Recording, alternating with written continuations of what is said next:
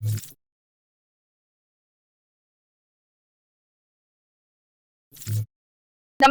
હું છું પ્રિયા અને તમે જોઈ રહ્યા છો જનતા કી જાણકારી ન્યૂઝ।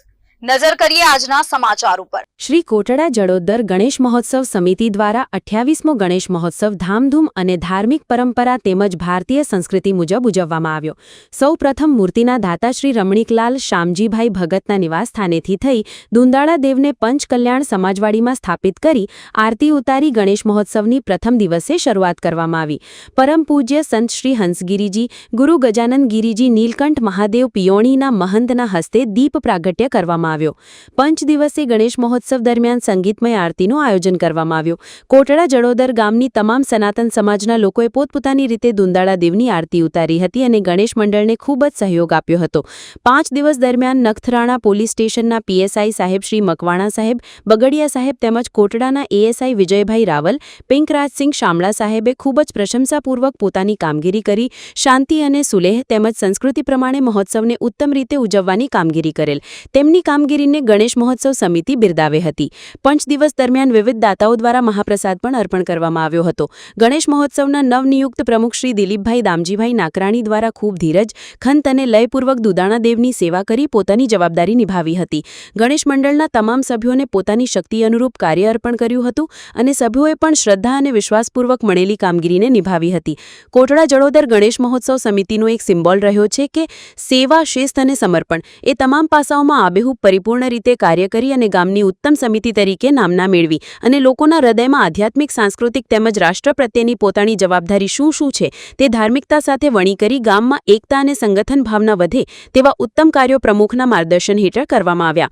5મા દિવસે વિધિવિધાન મંત્રોચ્ચાર દ્વારા મૂર્તિનું ઉત્સ્થાપન કરી અને મથલ ડેમ મુકામે હાઇડ્રો મશીનથી કોઈપણ દુંદાળા દેવના ભક્તની લાગણી ના દુભાય તે રીતે પદ્ધતિસર વિસર્જન કરવામાં આવ્યું હતું। ગણેશ મહોત્સવ સમિતિના રીત રિવાજ મુજબ 29મા ગણેશ મહોત્સવ દરમિયાન દુધાળા દેવ કોના ઘેર જશે તેનું ચિઠ્ઠીથી ડ્રો પદ્ધતિ કરી અને નાની બાલિકા દ્વારા ચિઠ્ઠી ઉપાડી દાતાની નિમણૂક કરવામાં આવે છે।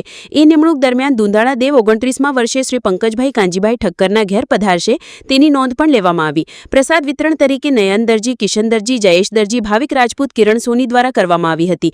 સભા મંડપની સાફ સફાઈ સમિતિમાં વિશાલભાઈ પિત્રોડા, પ્રદીપભાઈ સોની અને જયપાલસિંહ જાડેજા દ્વારા કરવામાં આવી હતી। ગણેશ મહોત્સવ સમિતિના જૂના કાર્યકર ગાબુભા જાડેજા દ્વારા જ્યાં જરૂર પડે ત્યાં સમિતિ ઉપર દેખરેખ કરવામાં આવી હતી। સંગીતમય મહાઆરતી અને ટેકનિકલ જેટલી પણ સરકારી કે અર્ધ સરકારી કે મૂર્તિની ખરીદી, પ્રસાદની દેખરેખ વિઘ્નેશભાઈ ઠક્કર દ્વારા કરવામાં આવી હતી। ગણેશ મહોત્સવ ઉજવવા માટે પંચકલ્યાણ સમાજનો મહત્વનો ફાળો રહ્યો હતો। રાત્રિ દરમિયાન મૂર્તિની દેખરેખ તેમજ સભા મંડપના ઉદ્ભવતા પ્રશ્નો માટે બંટીભાઈ સોની દ્વારા જવાબદારી નિભાવવામાં આવી હતી। સમગ્ર ઉત્સવનું સંચાલન બંટીભાઈ ઠક્કર દ્વારા કરવામાં આવ્યું હતું। કોટડા જડોદર ખાતે ગણેશ ઉત્સવ ઉજવવામાં આવે છે તેને કેટલો સમય થયો? શ્રી કોટડા જડોદર ગણેશ મહોત્સવ સમિતિ 1998થી સતત દર વર્ષે ગણેશ ઉત્સવ ઉજવે છે। તો આ વર્ષે આપણા નવનિયુક્ત પ્રમુખ શ્રી દિલીપભાઈ નાકાણી જે ગણેશ મહોત્સવ સમિતિ એમને નિમ્યા છે એના દ્વારા આ વર્ષે 28મો ઉત્સવ ઉજવવામાં આવ્યો છે। સંપૂર્ણ રીતે ભાવભક્તિથી આખા ગામમાં વાતાવરણ રહ્યું અને ખૂબ સરસ રીતે આ આયોજન 5 દિવસનું આયોજન થયું। આજે એનો 5મા દિવસે વિસર્જન કરવામાં આવશે। આવતા વર્ષે કોણ દાતા છે? આ વર્ષે દાતા હતા રમણીકભાઈ શામજી ભગત પરિવાર અને આવતા વર્ષે અમારો જ પરિવાર પંકજ કાંજી દૈયા પરિવાર દાતા રહેશે અને એ વર્ષે પણ 29મો વર્ષ ખૂબ ધામધૂમથી ઉજવવાનું આ વર્ષે નક્કી કરવામાં આવ્યું છે। ધન્યવાદ। ધન્યવાદ।